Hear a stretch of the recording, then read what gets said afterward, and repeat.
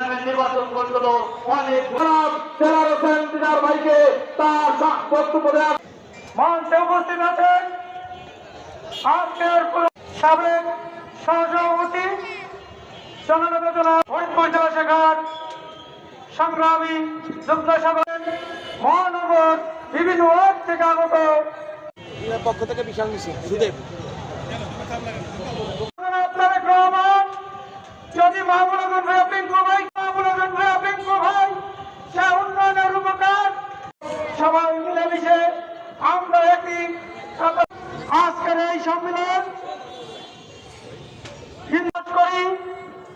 আমাদের নেতা মাহবুব হাসান মানুষের মধ্যে এটা অসাম্প্রদায়িক চেতনা, এটা নিয়ে আমাদের দেশ স্বাধীন হয়েছিল, আমরা এটা নিয়েই বড় হয়েছি, এখন পর্যন্ত সেটা আমাদের মধ্যে বিদ্যমান।